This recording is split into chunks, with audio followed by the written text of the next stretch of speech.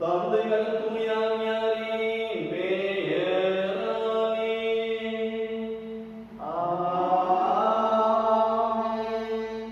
நம் ஆண்டவராகிய இயேசு கிறிஸ்துவின் அருளும் கடவுளின் அன்பும் தூய ஆவியாரின் நட்புறவும் உங்கள் அனைவரோடும் இருப்பதாக.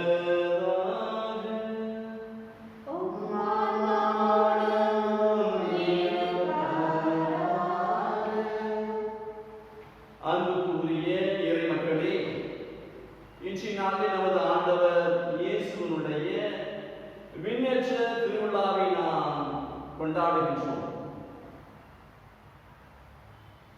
அன்னை மரியாளுடைய விண்ணேற்பு விழாவை நாம் ஆகஸ்ட் 15ஆம் தேதி கொண்டாடுகிறோம்.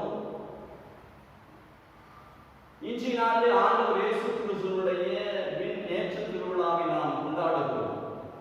இந்த இரண்டு விழாவுக்கும் இறையியல் பூர்வமாக மிகப்பெரிய வேறுபாடு இருக்கிறது.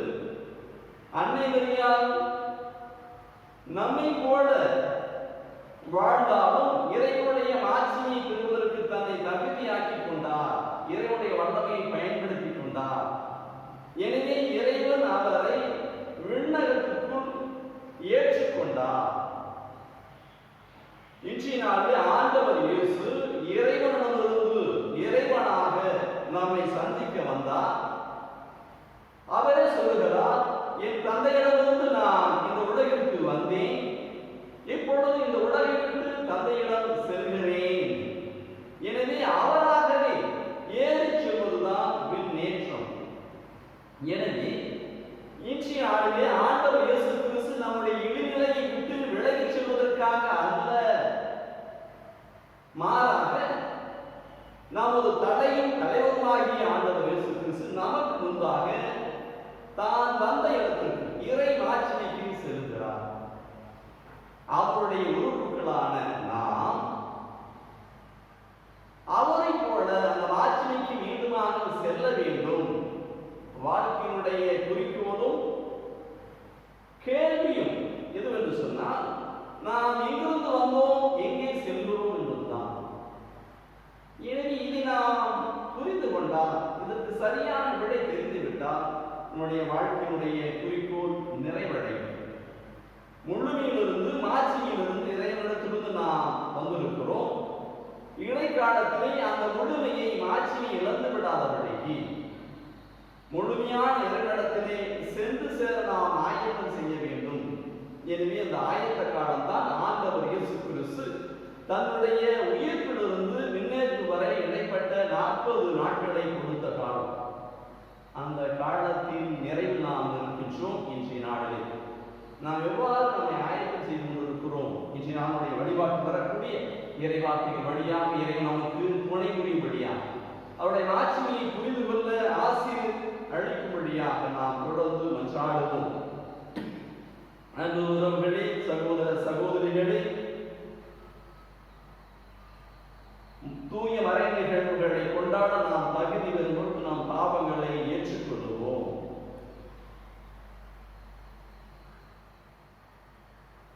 இயலாமல் இறைவனிடமும் நாம் தாங்கி ஏற்றுக்கொள்கிறேன். ஏனெனில் சிந்தனையாலும் சொல்லலாலும் செயலாலும் கடமையில் தவறினாலும் பாவங்கள் பல செய்தேன். என் பாவமே, என் பாவமே, என் பாவமே. ஆகையால் எப்பொழுதும் துணையான மரியாதையும் வானவர்களும் துணையானவர்களே, சகோதரர்களே, நம் இறைவனாய ஆண்டவரிடம் எனக்காக வேண்டிக் கொள்ள மன்றாடுகிறேன். எல்லாமல் இறைவன் மீது இரக்கம் வைத்து நம் பாவங்களை மன்னித்து நம்மை நிலை வாழ்வுக்கு அழைத்து செல்வாராக. மன்றாடுவோமாக. எல்லாம் வல்ல இறைவா, ஓ திருமகன் கிறிஸ்துவின் விண்ணேற்றம் எங்களுக்கு ஒரு முன் அடையாளமாக இருக்கின்றது. தழையாகிய அவர் பெற்ற ஆட்சிக்கு அவரது உடலாகிய நாங்கள் அழைக்கப்பட்டுள்ளோம் எனும் எதிர்நோக்கை எங்களுக்கு தருகின்றது. எனவே நாங்கள் உமக்கு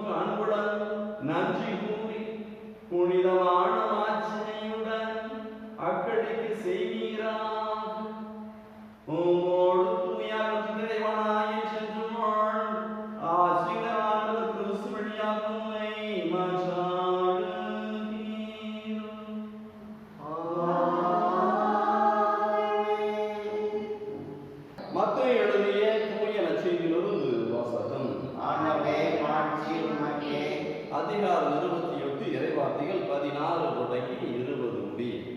அக்காலத்தில் 11 சீடர்களும் இயேசு தங்களுக்கு பணித்தபடியே கலிலேயாவில் உள்ள ஒரு மலைக்கு சென்றார்கள். அங்கே அவரை கண்டு பணிந்தார்கள். சிலரோ ஐயமுற்றார்கள். இயேசு அவர்களை அணுகி, விண்ணுலகிலும் மண்ணுலகிலும் அனைத்து அதிகாரமும் எனக்கு அருளப்பட்டிருக்கிறது. எனவே நீங்கள் போய் எல்லா மக்களினத்தாரையும் சீடராக்குங்கள். தந்தை, மகன், தூய ஆவியார் பெயரால் திருமுழுக்கு கொடுங்கள். நான் உங்களுக்கு கட்டளையிட்ட யாவற்றையும் அவர்களும் கடைபிடிக்கும்படி கற்பியுங்கள். இதோ உலக முடியும் வரை என்னாலும் நான் உங்களுடன் இருக்கிறேன் என்று கூறினார். ஆண்டவரின் அருள்வாக்கு.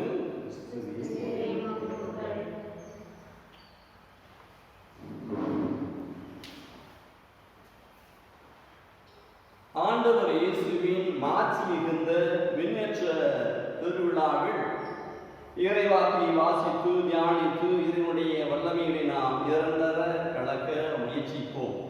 அதற்கான அருளை ஆண்டவர் தொடர்ந்து நம் ஒவ்வொருவருக்காகவும், நமது குடும்பத்திற்காகவும், நாம் வாழ்ந்து கொண்டிருக்கிற இந்த உலகிற்காகவும் ஆண்டவர் வழங்க வேண்டும் என்பதற்காக நாம் மன்றாடுவோம். உலக முடிவரை என்னால் உங்களோடு இருக்கிறோம் என்று சொன்னவரே, இம்மானுவேலாக எங்களோடு இருப்பதற்காக இறங்கி வந்தவரே, விண்ணிலும் மண்ணிலும் அனைத்து அதிகாரம் என்னிடத்தில் கொடுக்கப்பட்டிருக்கிறது. துணிவோடு இருங்கள், நான் உங்களோடு இருக்கிறேன். நான் உங்களுக்கு கற்பித்ததை போல அனைவரும் பின்பற்றும்படியாக கற்பியுங்கள் என்று சொல்லி எங்களுக்கு அறிவுரை வழங்குகிறவரே, உம்மை போற்றுகிறோம், உம்மை புகழுகிறோம், உமக்கு நன்றி செலுத்துகிறோம். எளிய சாமானிய மக்களாக இருந்தாலும் எங்களை உம்முடைய நிலைக்கு உயர்த்தியவராக, உமது சாயம் படைத்ததோடு மட்டுமல்லாதவர்களுக்கு உமது குணாட்சியத்தோடு வாழ்வதற்காக உதவி புரிகிறவரே, இதை நாங்கள் ஒவ்வொரு நாளும் உயிர்த்து உணர்ந்து எங்களையே புதுப்பித்துக் கொள்வதற்கு தொடர்ந்து வல்லமையை வழங்குவீராக. எங்கள் ஒவ்வொருவரையும் நீதாமே பொறுப்படுத்திக் கொள்வீராக. உமது கரத்தை விட்டு நாங்கள் விளங்குகின்ற பொழுது மீண்டுமாக அரவணைத்துக் கொள்வீராக. எங்களுடைய பலவீனத்தை எல்லாம் தாண்டி உம்முடைய பலம் எங்களை செயலாற்றுவதாக. அன்புக்கு உரியவர்களே, மார்ச் மிகுந்த ஆண்டவர் இயேசு கிறிஸ்துவினுடைய விண்ணேற்ற திருவிழா நமக்கு பல்வேறு நற்செய்தியை தருகிறது. ஆண்டவர் இயேசு கிறிஸ்து தாம் தேர்ந்து கொண்டவர்களோடு உயிர்த்த பின்பாக எவ்வாறு உயிர்த்தார்? தான் பாடுபட்டு மரித்து உயிர்த்த பின்பாக 40 நாட்கள் அளவாக அவர்களோடு இருந்து அவர்களுக்கு கடவற்றை கற்பித்தார். அதற்கு பின்பாகத்தான் ஒன்றை சொல்லுகிறார், நீங்கள் உலகெங்கும் சென்று படைப்பிற்கெல்லாம் நற்செய்தியை பறைசாற்றுங்கள். நான் உங்களுக்கு கற்பித்ததைப் போலவே நீங்களும் ஒவ்வொருவரும் இதை பின்பற்றும்படியாக கற்பியுங்கள் என்று சொல்லுகிறார். அவருடைய போதனையினுடைய சாராம்சமாக இருக்கக்கூடியது சென்ற ஞாயிற்றுக்கிழமை நாம் பார்த்தோமே, உங்களுக்கு என் மீது அன்பிருந்தால் நான் சொல்வதை நீங்கள் கடைபிடிப்பீர்கள் என்று அன்பின் அடிப்படையில் அவருடைய கட்டளைகளை பின்பற்றுவது, வாழ்க்கை நெறிகளை புரிந்து கொண்டு வாழ்வது, இதை நாம் அடிப்படையாக நாம் வைத்துக் கொள்வோம். அதிலிருந்துதான் அனைத்து ஆசீர்வாதங்களும் நமக்கு கிடைக்க பெறுகின்றன. ஆண்டவர் இயேசு கிறிஸ்து 40 நாள் அளவாக என்று நற்செய்தியார் சொல்லும் வழியாக நமக்கு ஒரு காலத்தை சொல்லுகிறார், ஒரு ஆயத்த காலம். இஸ்ரேல் மக்கள் 40 ஆண்டு அளவாக தாங்கள் ஆட்சியில் இருந்த வாக்குத்தத்தம் கொடுக்கப்பட்ட நாட்டுக்கு நுழைவதற்கு முன்பாக ஆயத்தம் செய்யப்படுகிறார்கள். எளிதாக அவர்கள் சேர்ந்து விடவில்லை. பாலைவனத்தில் பல்வேறு பாடுகளை தாண்டி அவர்கள் அவர்களுடைய வாக்குத்தத்த நாட்டுக்குள்ளே சென்று சேருகிறார்கள். ஆண்டவர் இயேசு கிறிஸ்து 40 நாள் அளவாக உண்ணா நோன்பிருந்து சோதிக்கப்பட்டு தன்னுடைய பணி வாழ்வை தொடங்குகிறார். அந்த சோதனையின் சமயத்தில் பாருங்க, ஆண்டவர் இயேசு கிறிஸ்துவின் நாளில் நற்செய்தி நிறைவு செய்கின்ற பொழுது சொன்ன செய்தி அங்கே வருகிறது. சாத்தான் ஆண்டவர் இயேசுவை சோதிக்கின்ற பொழுது, இந்த உலக அனைத்தின் அதிகாரம் என்னிடத்தில் கொடுக்கப்பட்டிருக்கிறது, நீ என்னை நெடுஞ்சான் கடையாக விழுந்து ஆராதித்தால், எனக்கு வணக்கம் செலுத்தினால் இந்த வல்லமையெல்லாம் உனக்கு தருவேன் என்று சொல்லி ஆண்டவர் இயேசு வல்லமை மிக்கவர், இந்த உலகின் அரசர், விண்ணக அரசர் அவரிடத்தில் சொல்லுகிறது. ஆனால் ஆண்டவர் இயேசு கிறிஸ்துவினுடைய இறப்பின் வழியாக, உயிர்ப்பின் வழியாக இந்த சாத்தானின் வல்லமையை, உலகின் வல்லமையை நொறுக்குகிறார், ஒழித்து கட்டுகிறார். அதற்கு பின்பாகத்தான் இன்றைய நாள் நற்செய்தி சொல்லுகிறார். பார்த்தீங்களா, உலகெங்கும் சென்று படைப்புக்கெல்லாம் நற்செய்தியை பறைசாற்றுங்கள், அனைத்து அதிகாரம் இடத்தில் கொடுக்கப்பட்டிருக்கிறது. எனவே வல்லமையின் ஆண்டவரிடத்தில் தான் ஆட்சி இருக்கிறது, அனைத்து அதிகாரம் இருக்கிறது, நமது உடல் மீது, இந்த உலகின் மீது. எனவே நாம் இதை புரிந்து கொண்டு, நாம் சாதாரண ஆள் கிடையாது, ஆண்டவருடைய வல்லமையோடு அவருடைய கட்டளைப்படி பல்வேறு அதிசய அற்புதங்களை நிகழ்த்தி காட்டுவதற்காக அவருடைய சார்பாக இங்கே விடப்பட்டு இருக்கிறேன் என்கின்ற ஒரு புரிதலுக்கு, நம்பிக்கைக்கு நாம் வர வேண்டும். ஆண்டவர் இயேசு கிறிஸ்து உயிர்த்த பின்பாக மாட்சியோடு விண்ணகம் சென்று இறை தந்தையினுடைய மாட்சியில் இடம் பெற்றிருக்கிறார் என்று சொல்லி இன்றைய நாளில் பவுலடியார் சொல்லுகிற பொழுது, அந்த மாட்சிமைக்கு நம்மை அவர் உயர்த்துவார் என்றும் சொல்லுகிறார். எபேசியருக்கு எழுதிய கடிதம் 1 அதிகாரத்தில் இன்றைய நாளில் நாம் 2வது வாசகமாக வாசித்தோம். அவர் மீது நம்பிக்கை கொள்கிறவர்களாகிய நம்மிடம் செயலாற்றுகிறது அவரது வல்லமை எத்துணை ஒப்புயர்வு அற்றது மேலானது என்றும் நீங்கள் அறியுமாறு உங்கள் அகக்கண்கள் ஒளியுட்ட நிறுவனமாக கடவுள் வலிமைமிக்க தம் ஆற்றலை கிறிஸ்துவிடம் செயல்படுத்தி இறந்த அவரை உயிர்த்தெழ செய்து விண்ணுலகில் தமது வலப்பக்கத்தில் அமர்த்தினார். இறை தந்தையினுடைய வலப்பக்கத்தில் ஆண்டவர் இயேசு இருக்கிறார் என்று சொன்னால், நாம் எல்லா செயலையும் செய்கின்ற பொழுது தொடக்கத்தில் நமது வழக்கையால் செயல்படுத்துகிறோம். எனவே இறைவனுடைய திருவுளத்தை நிறைவேற்றக்கூடிய இறைவனுடைய வழக்கையாக இறைமகன் இயேசு இருக்கிறார். எனவே ஆண்டவர் இயேசு இறைத்தன்மை உள்ளவராக, இறைவனுடைய வல்லமை நமக்கு கொடுக்க வல்லவராக இருக்கிறார். எனவே அவர் நமக்கு கொடுக்கின்ற வல்லமையை பெற்று அவரை போல அவருடைய பதிலிகளாக, அவருடைய சாயலை பெற்ற கிறிஸ்து அவர்களாக இங்கே வாழ்வதற்காக நாம் அழைக்கப்பட்டிருக்கிறோம். இதை நாம் உணர வேண்டும். அதற்காக வித்தியாசமான ஒவ்வொன்றையும் எல்லாருக்கும் பிடிக்குமான விதத்திலே நாம் செய்வதில்லை. நாம் வித்தியாசமாக செய்தாலுமே இறைவனிலே ஊன்றி செய்ய வேண்டும். சாதாரணமாக சொல்லுவாங்க, சின்ன பிள்ளைங்க வெள்ளாம வீடு வந்து சேராது அப்படின்னு என்ன அர்த்தம்? விவசாயம் பெற்றோர்கள் செய்வாங்க. இந்த குழந்தைங்களும் அப்பா அம்மாவை என்ன பண்ணுவாங்க, ஒரு சில விதைகள் எடுத்துட்டு போயிட்டு அங்கே சின்னதாக அவங்களுடைய தோட்டத்திலேயே எங்கேயாச்சும் பறித்து தூவுவாங்க. ஒவ்வொரு நாள் போய் நோண்டி பார்த்துட்டு இருப்பாங்க. முளைச்சிருச்சா, வளர்ந்துருச்சா, தண்ணி ஊற்றுவாங்க, புடுங்குவாங்க, அப்படின்னு வச்சுட்டு இருப்பாங்க. அவர்களும் பெற்றோர் செய்வதைப் போலவே இந்த வெள்ளாமை செய்து கொண்டிருப்பார்கள். ஆனால் பெற்றோர் வெள்ளாமை செய்து வீடு கொண்டு வந்து சேர்த்துவார்கள், மூட்டை மூட்டையாக அடுக்குவார்கள். ஆனால் இந்த குழந்தையுடைய வெள்ளாமை அந்த விளையாட்டாகவே போய்விடும். நாம் ஆண்டவர் இயேசுவில் ஊன்றி நிற்கவில்லை என்று சொன்னால், மேலோட்டமாக நாம் விசுவாசத்திலே நுனிக்குள் நினைத்து கொண்டு இருக்கிறோம் என்று சொன்னால், ஆண்டவருடைய மாட்சியிலே பங்கு பெற முடியாது. அவரை போல விண்ணகம் சென்று சேர முடியாது. நாம் இந்த உலகத்திற்கு வந்த நோக்கத்தையே நாம் தொடக்கத்தில் புரிந்து கொள்ளாமலேயே போய்விடும். இந்த கேள்விக்கு நமக்கு பதில் கிடைக்க வேண்டும். நாம் எங்கிருந்து வந்தோம், எங்கே சென்று கொண்டிருக்கிறோம்? எங்கிருந்து வந்தோம்? ஏன் சொல்லுகிறார், நான் தந்தையிடத்திலிருந்து புறப்பட்டு இந்த உலகிற்கு வந்தேன், இந்த உலகை விட்டு இப்பொழுது என்னுடைய தந்தையிடத்தில் நான் செல்லுகிறேன். நான் சென்ற இடத்துக்கு உங்களை நான் அழைத்துக் கொள்வதற்காக உங்களுக்கு முன் செல்லுகிறேன். உங்களுக்கு முன்மாதிரியாக செல்கிறேன் என்று அவர் சொல்கிறார். அவளுக்கு நாம் செல்வதற்காக நம்மை இங்கே விட்டு வைத்திருக்கிறார், வாழ வைத்திருக்கிறார். எனவே நாம் அவரை பின்பற்றி விண்ணகத்திற்கு செல்வதற்காக அவர் நம்மை ஆயத்தம் செய்து விட்டு சென்றிருக்கிறார். அவரை போல் வாழ்வதற்காக, அனைத்து மாட்சியிலும் அவரை பிரதிபலிப்பதற்காக நாம் இங்கே இருக்கிறோம். நான் எதை செய்து கொண்டிருக்கிறேன்? இயேசுவை போல நான் எதை செய்து கொண்டிருக்கிறேன்? பாவம் தவிர மற்ற அனைத்திலும் அவர் நம்மை போலவே வாழ்ந்தார் என்று சொன்னால், அவர் எல்லா காரியத்திலும் நம்மை போலவே அழுவாரோடு அழுவதும் சிரிப்பாரோடு சிரிப்பதும் ஆண்டவர் இயேசுவுடைய இயல்பாக இருந்திருக்கிறது.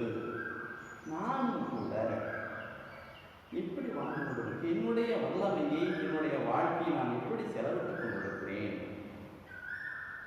நான் ஒவ்வொரு நாளும் என்னை உம்மிடத்துக்கு அர்ப்பணித்து என்னுடைய பணியை தொடர வல்லமையை தந்தருளும் என்று நாம் ஒவ்வொருவரும் நாம் கொடுத்து ஜெபிப்போம். ஆண்டவர் இயேசுவும் நம்மை தயாரிக்க, ஒரு சிறு பிள்ளையை தொடர்ந்து கைப்பிடித்து அழைத்து செல்ல முடியாது. அதை சற்று நேரம் விட்டால்தான் அது தானாகவே நடக்க தொடங்கும், தானாகவே தன்னுடைய கடமைகளை செய்ய தொடங்கும். இந்த எதிர்நோக்கோடு ஆண்டவர் நம்மை இங்கே இந்த உலகத்திலே அவர் சார்பாக அவரை போல் செயல்படுவதற்காக வைத்திருக்கிறார். இனி இதை நாம் கருத்தில் எடுத்துக்கொண்டு, ஆண்டவரே உம்மை போலவே நான் இந்த உலகிலே எல்லோருக்காகவும் வாழ, இறை தந்தையினுடைய திருவுளத்தை என்னுடைய எண்ணத்தாலும் சொல்லாலும் செயல்படுத்த துணை புரிவீராக. அதற்காக நான் எடுக்கின்ற முயற்சியில் என்னோடு சேர்ந்து கொள்வீராக. உலக முடிவரை என்னால் உங்களோடு இருக்கிறோம் என்று சொன்னவரே, எங்களோடு இருக்கிறாக. நாங்கள் போகின்ற பொழுதும் வருகின்ற பொழுதும் எப்பொழுதும் காப்பாற்றுவீராக என்று சொல்லி எல்லா சூழ்நிலையும் ஆண்டவருக்கு ஒப்பு கொடுத்து நாம் ஜெபிப்போம். இதன் வழியாக நாம் நம்முடைய பலவீனத்தை தாண்டி வளமிக்க ஆண்டவருடைய அன்பின் அடையாளங்களாக நாம் மாறும். எங்கிருந்தாலும் நாம் அவருடைய பிள்ளையாக, அவருடைய சார்பாக இருக்கிறோம் என்கின்ற எண்ணம் வருகின்ற பொழுது நம்முடைய தனிப்பட்ட ஆதங்கம், ஆணவம் எல்லாம் காணாமல் போகிறது. நாம் எதை செய்தாலும் ஆண்டவருடைய சார்பாக செய்கிறோம், அவருடைய பதிலியாக செய்கிறோம். எனவே அவர் பார்த்துக் கொள்வார் என்கின்ற எண்ணம் நமக்கு கிடைக்கிறது. எனவே ஆண்டவர் இன்று நாளில் நாங்கள் அர்ப்பணித்து ஜெபிக்கக்கூடிய எங்களுடைய இந்த வழிபாட்டினை ஏற்றுக்கொள்வீராக. இந்த வழிபாட்டின் வழியாக ஒவ்வொருவரும் ஒரு வல்லமையை பெற்றுக்கொள்ள துணை புரிவீராக. ஆமென். இன்றைய நம்முடைய வழிபாட்டில் மிகுந்த ஆர்வத்தோடும் நம்பிக்கையோடும் உலக அளவில் கடந்து கொண்டிருக்கிற நமது அன்பு உறவுகளுக்காக நாம் ஜெபிப்போம். எளிய மனதோர் பேறு பெற்றோர், ஏனெனில் விண்ணரசு அவர்கள் கிடையாது என்று சொன்ன ஆண்டவர் இயேசுவுடைய வாக்கை மனதில் ஏற்றவர்களாக, எளிய மனதோடும் தாட்சியோடும் தன்னுடைய சக்திக்கு ஏற்றாற்போல் நம்பிக்கையில் நிலைத்திருக்கக்கூடிய குடும்பங்களுக்காக நாம் ஜெபிப்போம். பலவீனர்களாக இருந்து கொண்டு தங்களுடைய காரணங்களை சொல்லிக்கொண்டு ஜெபிக்க முடியாமல் தடுமாறி கொண்டிருக்கிற குடும்பங்களுக்காக ஜெபிப்போம். தன்னுடைய பிள்ளைகளோடு ஒன்றிணைந்து ஒவ்வொரு நாளும் ஒரு சிறு பொழுதையாவது ஜெபிப்பதற்காக அர்ப்பணிக்க வேண்டும்.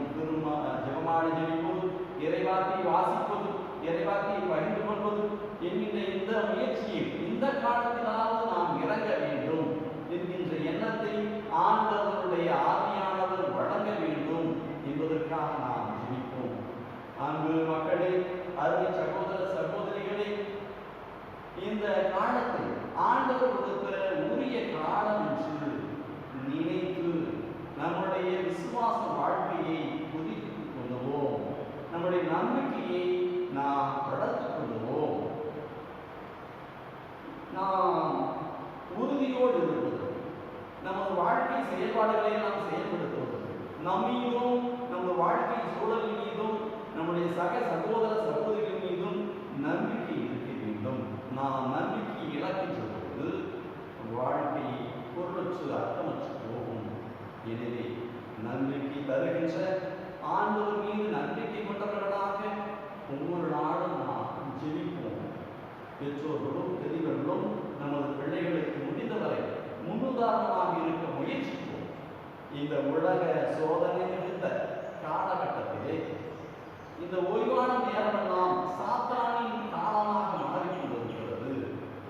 எனவே அவன் தன் கையில் எடுத்துக்கொண்டு ஆட்டி படைக்க அவன் துணிகிறான். ஆண்டவர் இயேசுவிடத்திலும் கூட அனைத்து வல்லமையும் இந்த உலக அதிகாரமெல்லாம் இடத்தில் கொடுக்கப்பட்டிருக்கு சொல்லி பொய் சொல்லி தெரிந்ததைப் போல இந்த உலகமும் கூட எல்லாம் நமக்கு தெரியும், அறிவை கடந்தது ஒன்றுமில்லை என்று சொல்லி எல்லோரையும் ஏமாற்றி கொண்டிருக்கின்ற காலகட்டத்தில் காண முடியாததை தாண்டி அறிய முடியாததை தாண்டி பல்வேறு அற்புத அதிசய காரியங்கள் இருக்கின்றன. அவற்றை வெளிப்படுத்தக்கூடியவர் நீர் மட்டுமே என்கின்ற உண்மையை உணர்ந்து உமது ஆவியின் வல்லமை சார்ந்து வாழக்கூடிய வல்லமையை தருவீராக. எங்கள் ஒவ்வொருவரையும் பொருட்படுத்திக் கொள்கிறார். உமது அன்பின் பிரதிநிதிகளாக கருவிகளாக நாங்களும் எங்களுடைய குடும்பத்தில் இருக்கிற ஒவ்வொருவரும் வாழ தொடர்ந்து முயற்சிக்க நாங்கள் எடுக்கின்ற முயற்சியை ஒவ்வொரு நாளும் துணை நிற்கிறார்கள். இதோ உலகம் முடியும் வரை என்னால் நான் உங்களுடன் இருக்கின்றேன். அல்லேலூயா.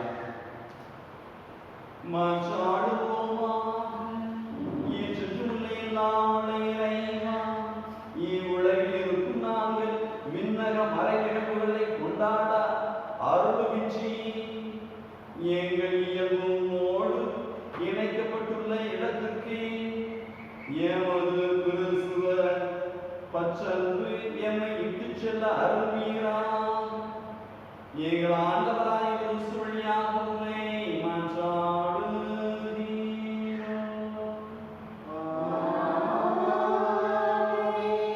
ஆண்டவரோடு இருப்பாராக.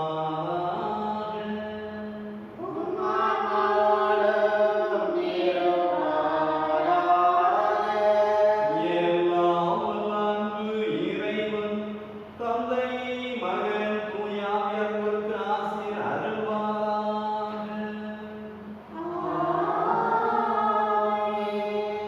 ஆண்டுடைய அன்பின் அடையாளங்களாக அவர் நமக்கு பணித்த பணியை செயல்படுத்தி மகிழ்ந்து வாழ்ந்து வர சென்று